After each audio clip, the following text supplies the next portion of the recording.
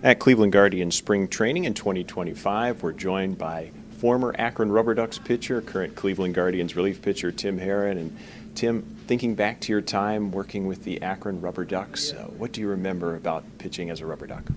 What I remember most about being in Akron, it was kind of a short period of time. I think I was there for about a month and a half, but I just loved playing at Canal Park. I thought there's a lot of AA parks you go to where the atmosphere is not quite.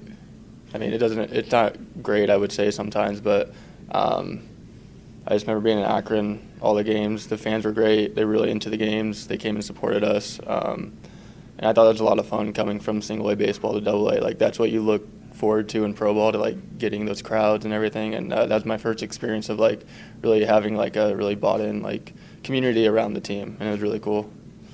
You came right as the team was going into the postseason in 21. Yeah. What kind of impression did that give you? You know, the taste of postseason baseball at that level. Oh, that was really cool.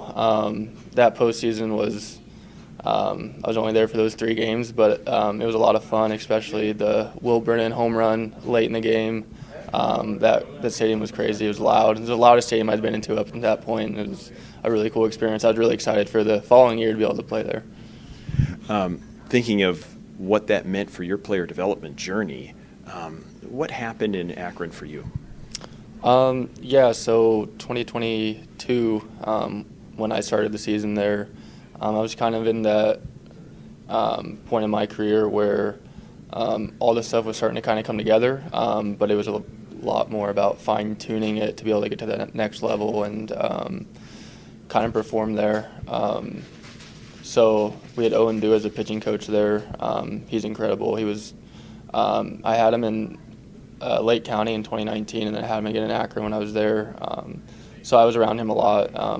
So he's one of the bigger influences throughout my journey through the organization. I guess he was also in Columbus in 23. So I was around him a lot. So he has a big impact on me, and it was really cool to have him there in Akron with me. But then there's a lot of different coaches here in the organization that have helped me in whatever way they can.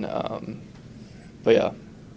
What would you say is the biggest difference between Tim Herrin, the pitcher we saw in that RubberDucks uniform in 22, to Tim Herrin, the pitcher now getting ready for a major league season in 25? I would say the biggest thing is just kind of it's more the mental side of the game. I've grown a lot. I think at that point, physically and the stuff, like I said, it was kind of getting to that point where it was good enough to play, but it was just like fine-tuning the mental side, being able to have the confidence to go out there and compete in the zone. And I would just say that. How did you find out about your first call up to the major leagues? So it was 2023 spring training. It was my first big league camp, so just going through every day, every week, and then as you go through spring training, obviously they call people in, they option them down, or like send them back to minor league camp. So at the time, I didn't know if I'd make the team. I didn't think it was like a great chance of it happening, but I'm obviously trying to, and I'm getting towards the end of spring training. I'm one of the last few left. So I think it's like me and 3 or 4 other relievers for 2 spots. So I'm just like, there's a chance. Like, it was in my head. And then Carl came up to me one day and tapped me on the shoulder and asked me to go to Tito's office. And when I went in there, could have been one way or the other at that point. So I didn't know if I should be excited or a little nervous. But when I sat down, it was a quick meeting. He just congratulated me on making my first opening day roster. And they were excited for me. They told me to go call my parents and tell them. But yeah, it was a really cool experience. And what do you remember about your major league debut? I remember the video I watched of it. I feel like that when it happened, running out, the one thing I really do remember is running out of the bullpen. Kind of, we were in Seattle, first big league appearance, obviously. Just running out, like seeing the stands. It was opening weekend. That's something I won't forget, like just running out of the bullpen and like seeing the stadium and just having that feeling. And then after that, I got on the mound, kind of just everything's kind of a blur. It happened so fast, but it went well, and I was very happy about it. Yeah. When did you feel like you belonged in the major leagues? I would say probably it took longer than it should have, but I would say probably last year when we were in Boston. Up until that point, I was having a pretty decent early part of the season, and then we were in Boston. I came in and threw 2 innings, 2 clean innings, and I think that kind of clicked to where I was like, I should. And, like, that's something they've been harping on me about for a couple of years now, just having that confidence, because they had the confidence in me. I just needed to have it in myself. And it took longer than it should have, but that was kind of the turning point for me. And last season was such a great one for this team, and you were part of a bullpen group that really was outstanding. What was it like to be part of that? What do you remember most? Yeah, I mean, there's a lot of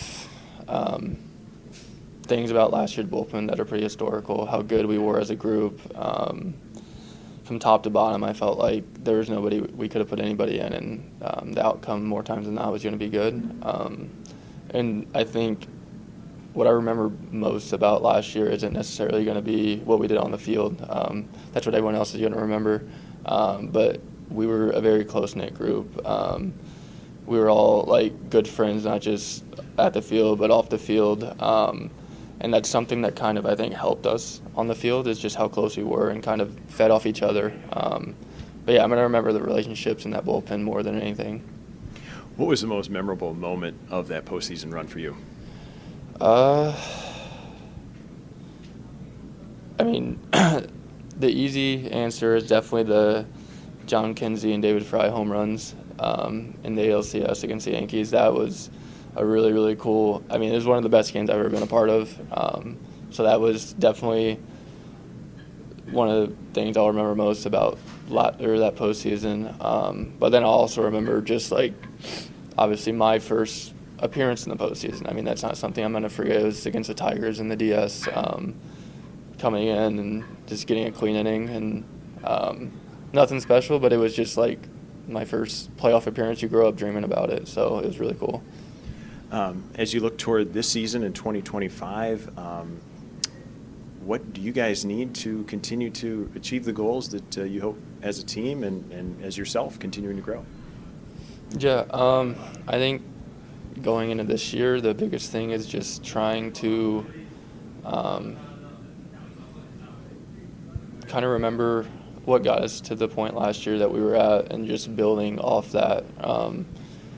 Vogt said it best in one of our first meetings, was saying last year's ceiling should be this year's floor. So that's what we're shooting for. We want to be better than last year, and while trying to achieve that, don't forget what got us to that point. So yeah. Well, Tim Herrin, former Akron RubberDuck, current Cleveland Guardians pitcher, we're so proud of you in Akron and excited to see you continue with the Guardians this year. Thanks for giving us some time. Thank you. That's former RubberDuck Tim Herrin, current Cleveland Guardians pitcher, and this is Spring Training 2025.